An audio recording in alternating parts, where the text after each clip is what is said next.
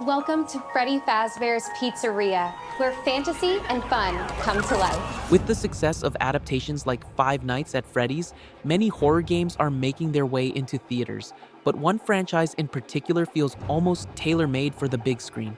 Not just because it's scary enough, or because the monsters look good in merch form, because the actual story underneath all of it is worth 2 hours of your attention.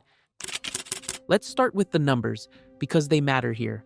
Five Nights at Freddy's was made on a $20 million budget and grossed over $297 million worldwide. That success wasn't random.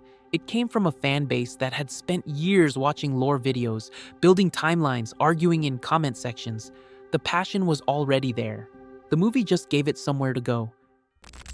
Poppy Playtime has the same infrastructure. Chapter 5 was one of the top-selling games on Steam the week it launched, and the community around it behaves exactly like that. Theorizing, rewatching cutscenes, writing wiki pages with footnotes. That's not a casual audience, that's a built-in opening weekend. But here's what actually makes a strong case for a film. The story was never really about the toys.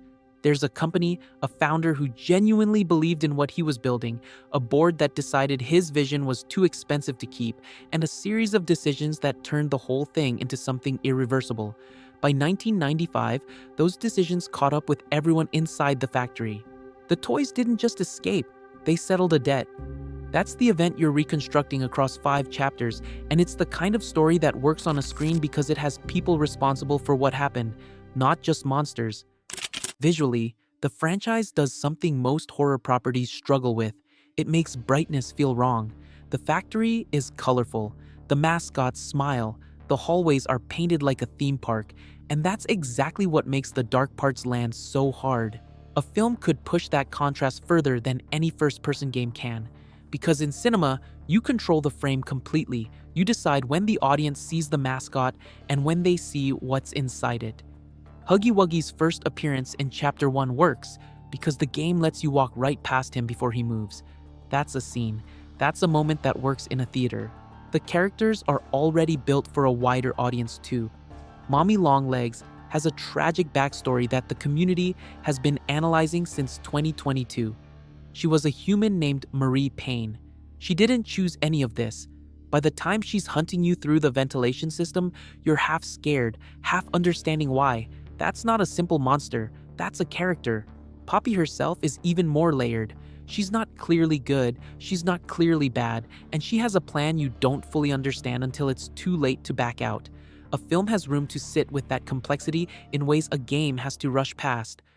There are also practical reasons a studio should be looking at this seriously. The toy line is already established. Huggy Wuggy, plushies exist. The IP has international reach.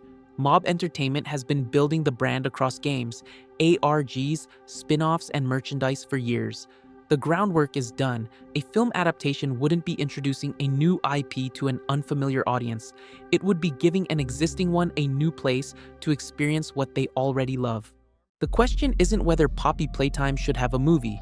The question is when, and whether whoever makes it understands that the scariest thing about this franchise was never the jump scares. It was always the factory, and what the people who ran it were willing to do to keep it open.